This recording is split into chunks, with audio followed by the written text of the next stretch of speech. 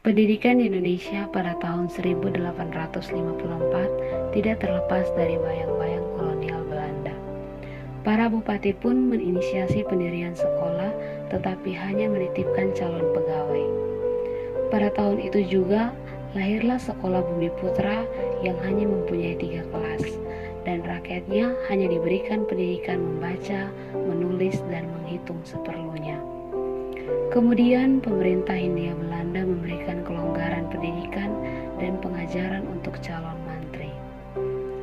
Ketika zaman kolonial, di mana masa pemerintahan Hindia Belanda, pendidikan itu tercipta akibat adanya politik etis yang mana dalam suatu kebijakannya itu disebutkan tentang pendidikan. Untuk memenuhi kebijakan tersebut, Belanda kemudian mendirikan beberapa sekolah untuk kalangan pribumi, baik kelas bawah, menengah, maupun tingkat tinggi.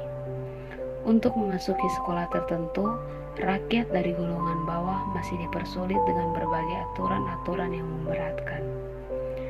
Hal ini memang sengaja dilakukan agar rakyat pribumi hanya menduduki sekolah pada tingkat rendah saja.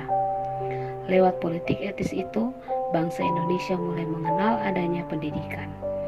Namun pendidikan yang dialami atau dirasakan oleh bangsa Indonesia hanya untuk golongan-golongan tertentu atau pegawai pemerintahan yang ada pada masa pemerintahan Hindia Belanda, sehingga tidak semua masyarakat dapat menikmati pendidikan. Tahun 1908 terbentuknya organisasi Budi Utomo yang memberikan beasiswa agar rakyat Indonesia mendapat kebebasan dalam pendidikan. Pada tahun 1922, dengan bantuan Ki Hajar Dewantara, maka berdirilah sekolah pertama untuk anak-anak dapat bermain dan belajar dalam satu lingkungan. Respon yang diberikan oleh pemerintah dan diwujud nyatakan oleh Ki Hajar Dewantara merupakan hal yang baik dan tepat untuk perkembangan pendidikan di Indonesia. Taman siswa menjadi langkah awal dalam perkembangan pendidikan di Indonesia. Setelah berdirinya taman siswa, banyak anak-anak bangsa yang dapat bersekolah dengan bebas. Mulailah pendidikan diperkenalkan kepada bangsa Indonesia secara keseluruhan, dan rakyat-rakyat yang biasa boleh mendapatkan pendidikan.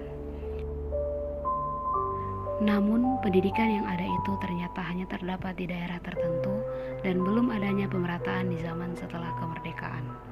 Namun dalam perkembangannya, pendidikan itu sangat membantu dalam proses untuk memulai pemerintahan yang baru setelah kemerdekaan, dan kemudian pada abad ke-21, pendidikan di Indonesia menemui suatu perubahan yang drastis, di mana pendidikan itu memiliki peran yang besar dalam pembangunan bangsa Indonesia. Dengan adanya taman siswa yang dibuat oleh Ki Hajar Dewantara yang dilakukan untuk membuat pendidikan di Indonesia semakin merdeka dan maju dengan semboyan dari Ki Hajar Dewantara, yaitu Ingarso Sungtulodo, yang berarti di depan memberi contoh, Ingmadyo Mangunkarso, yang berarti di tengah membangun semangat, dan Tutwuri Handayani, yang berarti di belakang memberikan dorongan.